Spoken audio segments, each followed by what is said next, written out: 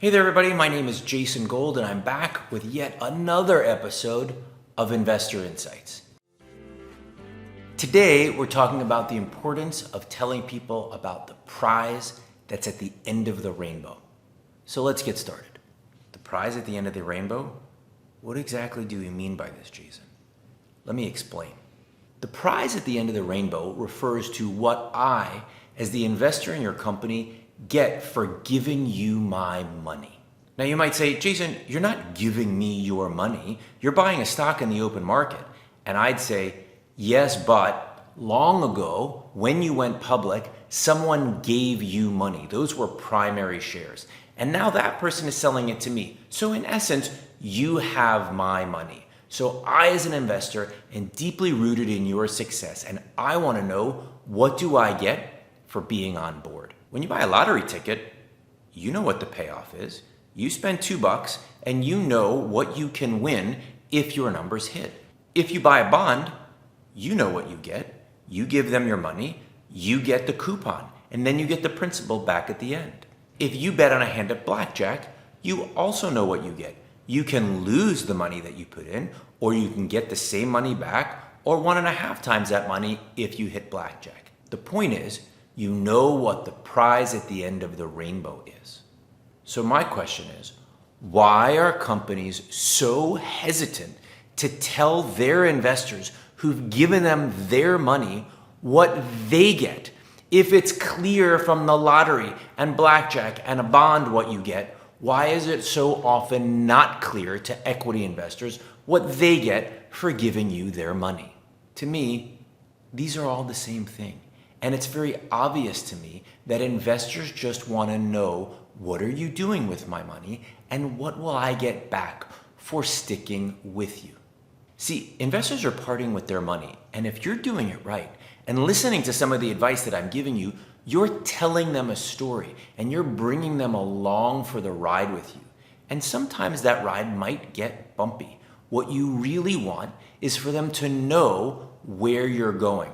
You want them to keep their eyes on the prize so that they stick with you, especially during trying times. This isn't just about buying low and selling high. If it were that easy, everyone would do it and everyone would be successful. It involves instead real strength to pay attention to the companies that you know have given you something to pay attention to at the end. That there's a pot of gold at the end of this rainbow, that you're on with them, that this journey will be fruitful for both of you. I can't tell you the number of times management teams tell me, we want sticky investors. Sticky investors. Okay, everybody wants sticky investors, but you have to give them something to stick around for. It's not just about the results. It's about where you're taking them. What is it that they are here for? Why should they stick with you? Oh, right, you had a difficult quarter. You had a few difficult quarters. Your execution hasn't been great, but look at this prize that's at the end of the rainbow, and people will stay with you if you give them that to focus on.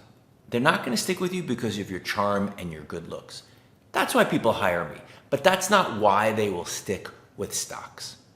Tell them what they get when you hit your milestones, whether it's revenue or EBITDA, or cash flow, or market share, or number of customers, or this new product being X% of the total. It almost doesn't matter. Whatever the thing is for you, tell them what they get when you get there. That's what they're playing for. Would you buy a lottery ticket if you didn't know what the payoff was? Would you buy a bond if you didn't know the coupon? No, you wouldn't do any of those things. So why would you buy a stock if you don't know what you're going to get when the company is successful? And without knowing the payoff, how could an investor actually decide how much to bet? See, it is a bet. Investors are betting on you, the management team, to bring this company where it needs to go. It's only amateur investors that jump on for a wild ride.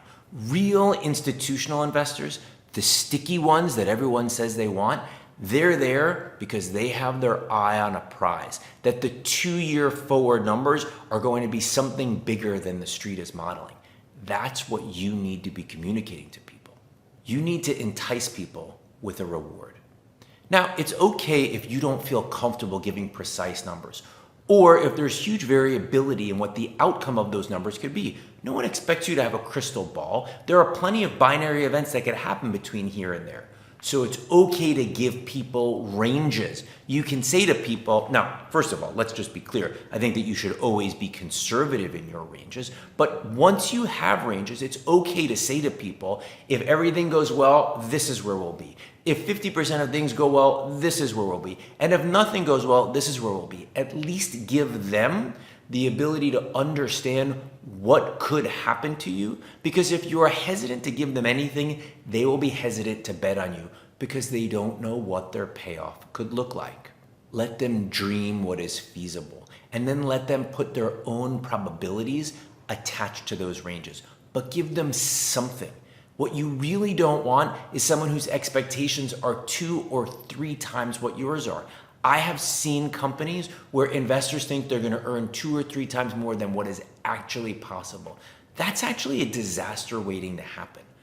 Tell them how to frame up what could happen to you and give them real numbers to think about. And in order to properly ascribe a valuation, someone needs to understand what those forward numbers could be.